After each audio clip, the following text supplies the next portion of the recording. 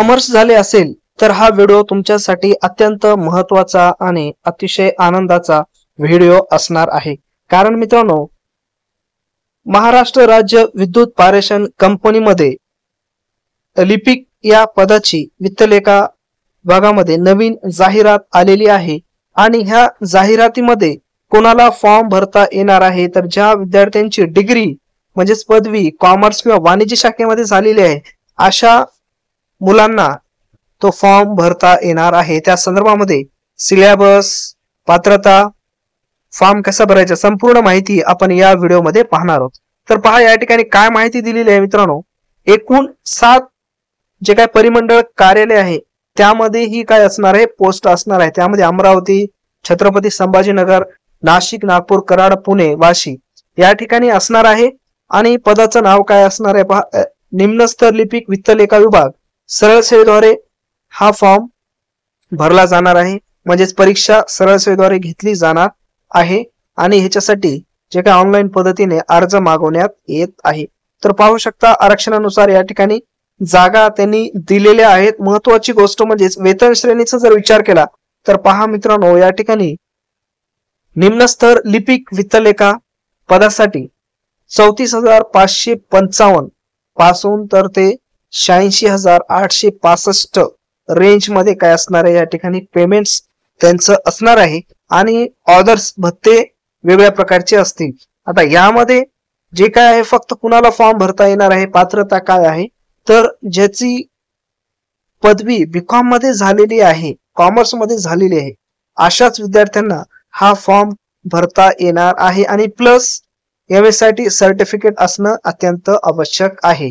म्हणजे ही अतिशय महत्वाची काय आहे या ठिकाणी क्वालिफिकेशन्स आहे।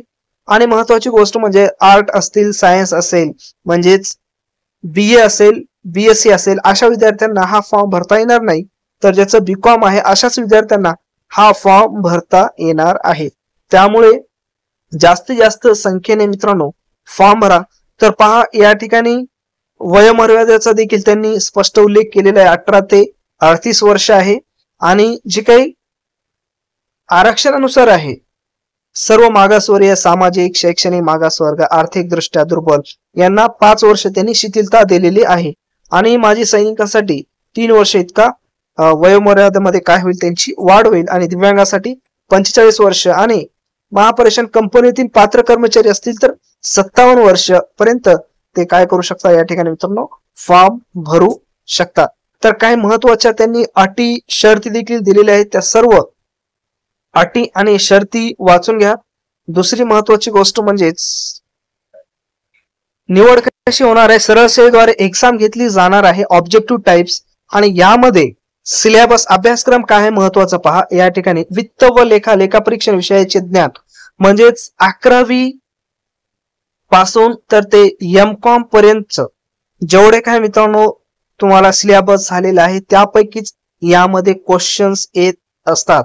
त्याच्यामध्ये एसपी झालेला असेल, ओसी असेल, त्याच्यानंतर अकाउंट्स असतील, अर्थशास्त्र असेल, मॅनेजमेंट अकाउंट्स असेल, कॉर्पोरेट अकाउंट्स असेल, कॉस्ट अकाउंट्स असेल, या सर्व गोष्टी जे काही विषय ते त्यापैकीच कंटेंट्स यामध्ये 50 जे काही प्रश्न असतील आणि गुण टोटल 110 असणार, त्यापैकी सिलेबस असणार आहे। ते देखील आपण सिरीज चालू करणार आहे, त्याच्यामुळे जास्तीत जास्त संख्येने तुम्ही आपल्या चॅनलला जॉईन व्हा। जास्तीत जास्त वेटेज हा प्रोफेशनल नॉलेजला असणार आहे। ज्या विद्यार्थ्यांचं प्रोफेशनल नॉलेज एकदम परफेक्ट आहे अशांचे निवड होण्याचे चान्सेस यामध्ये काय असतील जास्त असणार आहेत। दुसरी महत्वाची गोष्ट काय सांगितली, सामान्य अभियोग्यता जनरल ऍप्टिट्यूड यामध्ये आहे तर्क, रिझनिंग, क्वांटिटी ऍप्टिट्यूड आणि मराठी भाषा। तर 40, 20, 20 अशा प्रकारचं 80 प्रश्न असतील, वेटेज असेल, टोटल गुण 40 असणार आहेत। म्हणजे त्यांनी कमी केले, टोटल प्रश्न 130 आणि गुण असणार आहेत 150 अशा प्रकारचं संपूर्ण यांचं सिलेबस असणार आहे। आणि दुसरी महत्वाची गोष्ट म्हणजे निगेटिव्ह सिस्टम आहे का तर यस, पेनल्टी असणार आहे, निगेटिव्ह सिस्टम यामध्ये असणार आहे, 1/4 ची निगेटिव्ह सिस्टम यामध्ये असणार आहे। त्याच्यामुळे परीक्षा प्रश्न सोडत असताना व्यवस्थित येत असतील तरच त्या ठिकाणी सोडवावं लागणार आहे। त्यासाठी तुम्हाला आतापासूनच चांगल्या प्रकारची तयारी करायची आहे।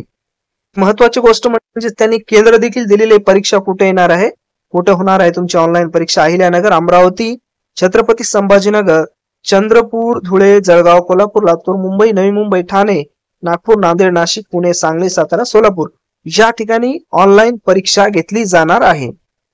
आणि परीक्षा शुल्काचा जर विचार केला तर आरक्षण आहे अशांना 300 रुपये आहे आणि खुला प्रवर्ग आहे अशांना 600 रुपये परीक्षा फीस लागणार आहे. आणि परीक्षा कोण घेणार आहे तर मित्रांनो IBPS कंपनी परीक्षा घेणार आहे, TCS परीक्षा घेणार नाही. परीक्षेची डेट अंदाजे त्यांनी सांगितलेले मे किंवा जून मध्ये 2025 या तारखेला अंदाजित परीक्षा होऊ शकते. अजून तुमची काय अडचण असेल तर मित्रांनो तुम्ही कमेंट्स बॉक्स मध्ये कमेंट्स करा. फॉर्म भरत असताना काय अडचण येत असेल किंवा अजून काही तुमच्या अडचणी असतील तर कमेंट्स बॉक्स मध्ये कमेंट्स करा, किंवा सिलेबस, कंटेंट किंवा क्वेश्चन पेपर संदर्भामध्ये अडचण असेल तर अजून तुम्ही या ठिकाणी कमेंट्स करू शकता. त्यावर देखील आपण उपाय काढण्याचा प्रयत्न करूया.